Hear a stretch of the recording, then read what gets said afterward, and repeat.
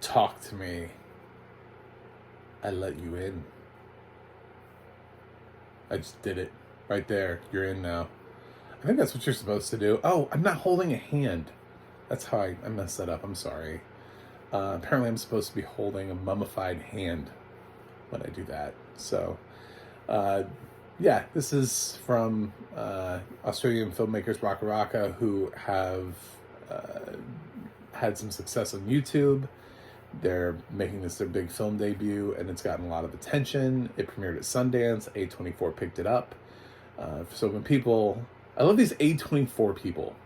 I love A24 people. They're like, A24 is perfect in every way. They make the best films. It's like half of the films they don't make, they pick up.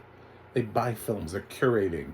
It's like honoring somebody's DVD collection. You know what I'm saying? Like it being and going in and being like, wow, you're really good at picking out DVDs. A lot of the films that they have, they didn't make. They just bought them at film festivals. If Talk to Me wasn't bought by A24, but was bought by, I don't know, Fox Searchlight, you know, would you still like it?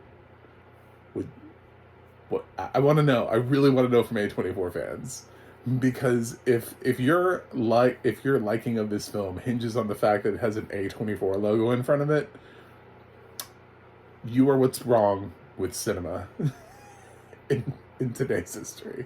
Do I mean Talk to Me is bad? Absolutely not. It has audio description and is narrated by William Michael Redmond, and I actually did really enjoy this. As far as whether or not it's my favorite horror film of the year, I don't know. I think it's up there. I have a couple of films that are kind of around the same, and they're kind of all just bouncing around in the same area, and I haven't quite figured out. I think I need to be a little bit further distanced from this before I figure it out, because I have a couple of films that are all at like the same grade, and I haven't quite figured out which one I like more. And I don't want to say Talk to Me because I just watched it and be like, oh, I'm Talk to Me, just skyrocket to the top, because I don't feel like it is. So I don't know. We'll find out. But basically, it's a bunch of kids in Australia who, for reasons really not explained very well, they are playing a game, and they're already playing it, by the way. This is not a film that does a whole lot of establishing of the game. They've already, by the time we get to the game, they're already doing it, and have been apparently doing it for a while. And there's a hand. You say, "Talk to me." Some like a ghost appears, and then you say, "I let you in," and the ghost goes into your body, and supposedly it gives you like a rush. It sounds really stupid.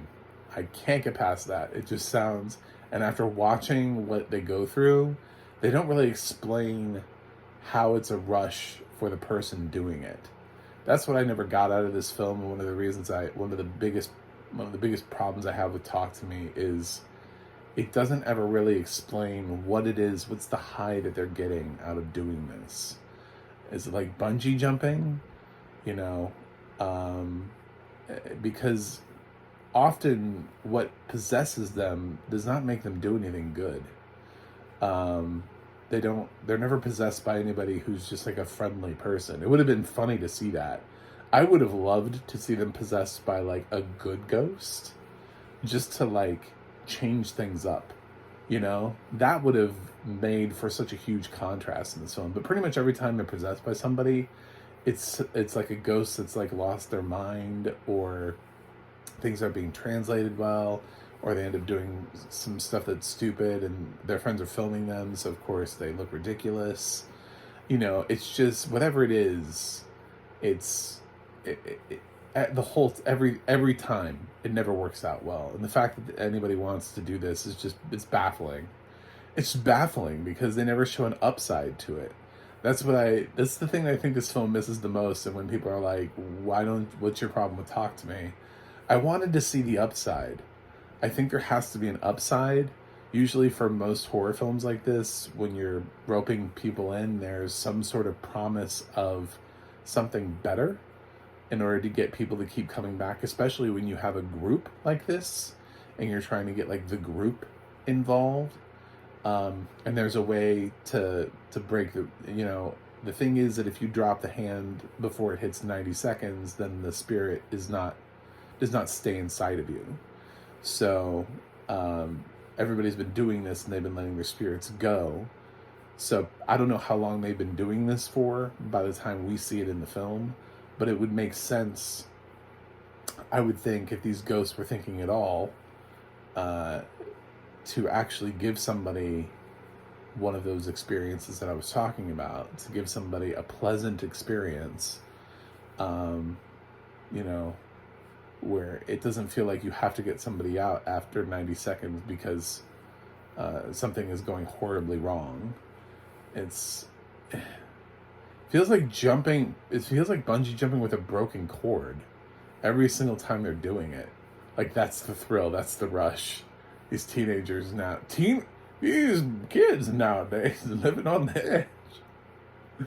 It makes it really hard to relate, which is like a thing that seems to be in horror films nowadays, is there aren't really likable characters. This film takes probably the most sympathetic character off the board pretty early in the game.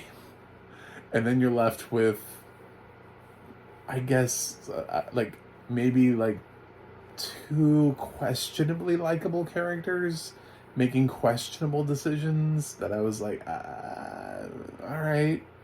And then some really not likable characters that, you know, I was like, okay, well, this is pretty typical horror stuff that obviously these guys get killed off, and I get kind of disappointed when that wasn't happening. So, very weird film. Very interesting. I love the plot. I love the ending, by the way. Love the ending. A huge bump up for me came at the end.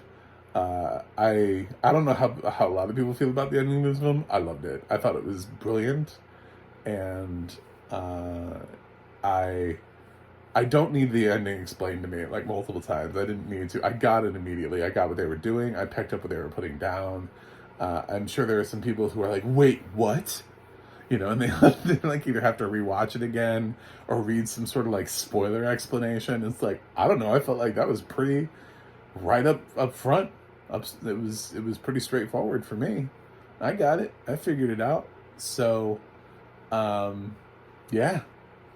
I thought this movie plays really well with the concept of what is real and what is not. And it screws with the audience when it gets going. It really does kind of get going. But there are just some like inherent problems with the plot and with the story and with these characters and just kind of getting the ball rolling. You know, it's the getting the ball rolling part that bothers me. Because I really just can't...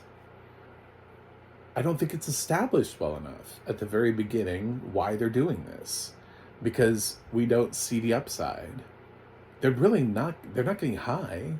Nobody comes out of it like, whoa, what did you see? I saw my future. You know, it's just like everybody has a different experience, but they're all kind of like shitty experiences. Why? It's like eating food that makes you vomit. Like, why would you do that? Like, oh, we all vomited differently, but man, we all vomited. Pretty cool, huh? No, it's not. Stop doing dumb shit. Like, it never justifies why anybody would want to do this. It's like, at least with the lottery, somebody eventually wins. Yeah, it's like a 1 in, like a, I don't know, ridiculously high millions percentage that it'll be you, but someone out there eventually wins.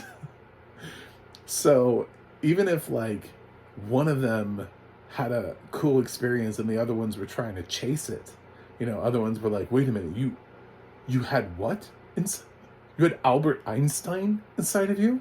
You know, like, if there was something that they were chasing that made just a little bit of sense, but damn, this movie is so dark and so dreary in that regard and doesn't care. It's unapologetically that way. These kids just... it seems like they want pain in their life, that they want that. And it's just very odd. And it makes it really hard to actually care whether or not any of these characters live or die, which is a problem in horror movies. In the first film I've said that about this year, that I feel like I didn't care. I mentioned that about the series that's currently running, The Fall of the House of Usher. When I was first introduced to, I thought they killed off their first Usher a little too early because I did not care. I know that they're not supposed to be great people to begin with, but they actually were so underdeveloped at the time that I really didn't even know who they were to care about them. So, you have to think about that kind of stuff. I know this is their debut film, and I'm really impressed by a lot of the choices that they did make, and a lot of the way that they shot scenes. And it is kind of gory. I'm not gonna say it's not. There's some images here that horror fans will eat up, but this is definitely not the goriest film I've seen this year. It plays with, I wasn't actually ever really scared either, oddly enough. So, I don't know, I just thought it was an interesting film that falls in the horror genre. It's not perfect. And I kind of wish we could have more serious conversations about A24 films, but I feel like the A24 community does not want to have those conversations. So my serious question to you is, if this film had not been picked up with A24, what would you be saying about it? Because all they did was buy it.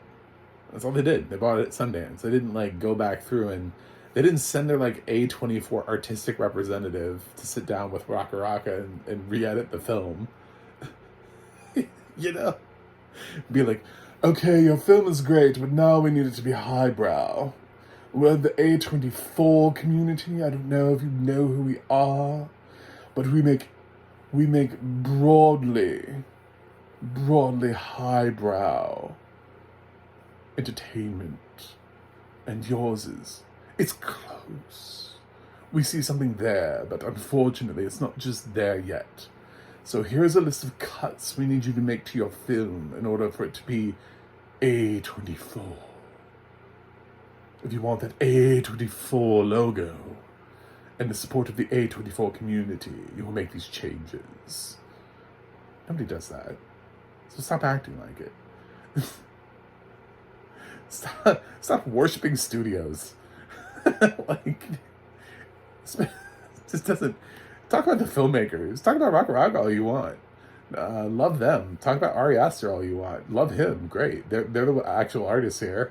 A24 is just curating. That's all they're doing. So, anyway, audio description, William Michael Redmond, always a great choice for a horror movie.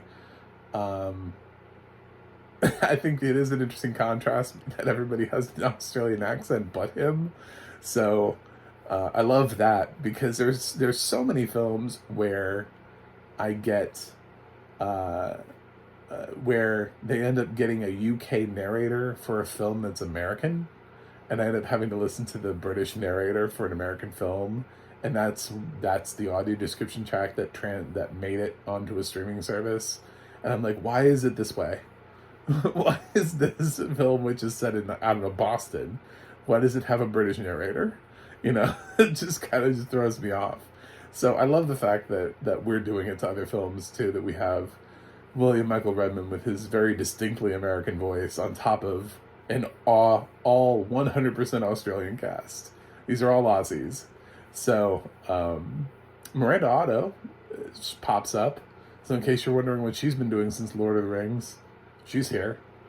And overall, I think there are a lot of concepts here, and I'm really interested to see what they do next. I think this is a strong film. I don't think it's a perfect film. It's not a top 10 for me, but I wish we could have better conversations than what we're having, because anytime you try to talk to somebody who worships A24, immediately they're like, we can't pick apart these films. They're A24 films. I've tried to have those conversations with people about other films, and they're like, no, you're stupid. This film is flawless. Leave me alone. I'm like, okay. I'm sorry. They have A24 has no idea how devoted their fans are to them, but I like A24 films. I liked this film. I'm giving Talk to Me a B+. I just wish that they had made more of a commitment to, because it's not like they're adapting something, you know. It's a concept that they adapted. I wish that there had been some reason why, like a clear reason why these kids wanted to do it. The upside, because every once in a while you get this experience, because you actually get to have someone who isn't like a demon inhabit your body, basically. Because every once in a while you have you experience a high, you get to see a history, you get to see past in time. Maybe they solved a murder one time. I don't know. Pick something. But this is very just sort of a nihilistic approach to why do we do this? Because it hurts us. Like, I don't know. It makes it so hard to relate to these characters. Anyway, but definitely I would watch the next film by these guys. So thanks for watching. Thanks for subscribing. And please click that subscribe button. I'm so close to 200. I want to break 200 before the end of the year. Obviously, I want to go as high as I can go, but I do have a goal for the year. Let's break 200. So I have a website, MacTheMovieGuy.com. You can follow me on X, Threads, or Instagram at MacTheMovieGuy. You can go to the Audio Description Project, adp.acp.org. It'll let you know his audio description where you can watch it. And you can go to the ADNA.org and you can look up William Michael Redman and see what else he's narrated. And that's it. I'll watch something else and see you guys on the other side. Talk to me. I let you in.